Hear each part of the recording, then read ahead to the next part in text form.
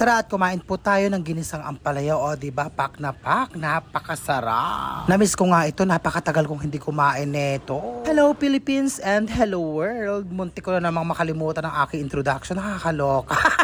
Sa sobrang init nga ng panahon, heto nga at nakasakay ako ng bus, ayoko sumakay ng jeep. Ang diputang driver, dito ako binabasa na pagkalayo-layo, nakakaloka. Eh di wala, dinaarawan din ako, nakakaloka. Diyan nga ako nasaka. Nandito na nga ako sa palengke para bumili ng ulam namin ni Maro. Let's eat. Diyos ko, panlambot yung init, ano? Napakainit sa labas. Lumabas ako kayo na Diyos ko, napakahapdi sa balat. Kain. Diyos ko, Lord. Okay, Hindi na sana ako mag-vlog. Kaya minsan, nakakatamad, di ba? Kaya lang, hindi pwede. Hindi pwedeng hindi mag-vlog. Kasi yung meron kaming dashboard at naalagaan, mataas yung dashboard ko, kaya push lang, sige, kahit na walang vlog minsan.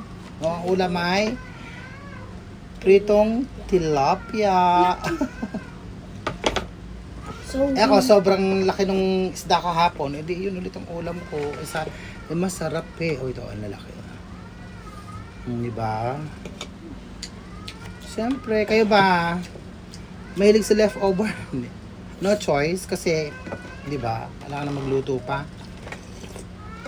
Meron pa namang ulam. Ang sarap talaga nito, promise. Maraming salamat po sa mga nanood ng vlog ko kahapon. Akala ko may stock na yung views ko ng 2K lang. At least tumaas-taas ng konti. Maraming salamat po sa lahat ng sumusuporta sa amin kahit ko konti kayo. So, kilala ko yung mga sumusuporta sa mga vlog ko, yung mga nagko-comment, nagla-like kasi nakikita ko nga. So, mangilan-ngilan. Siyempre, hindi mo naman mapipilit yung mga kamag-anak mo na manood, hindi ka naman nila susuportahan. Kasi nga, ayaw nilang umangat ka. Talagang gano'n ang buhay. Hindi ka man lang tulungan. Kahit mga nasa pamilya mo, wala din.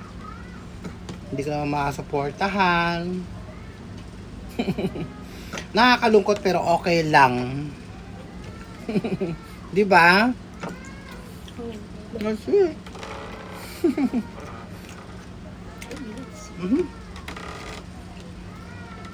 Maraming salamat po sa mga walang sawang nanonood ng vlog namin. Na-appreciate ko po yun. Mama. Yung mga araw-araw ko nakikita nagla-like, nagko-comment, kahit sasampu kayo, okay lang po. Diba? Kahit mga kadugo mo, hindi naman umuasahan. Ayaw lang umangat. Kumbaga sariling kahit mo lang. Kung gusto mo umangat, paghirapan mo, pagtrabahuhan mo, di ba? Yun naman ang buhay. Walang tutulong sa'yo kundi sarili mo lang. At syempre, ang Panginoong may kapal. Yun lang talaga. Si God lang talaga yung sandigan ko. Lahat, pag may problema ako, siya lang yung kinakapitan ko, promise. Siya lang yung kinakausap ko. Lahat siya. Amen.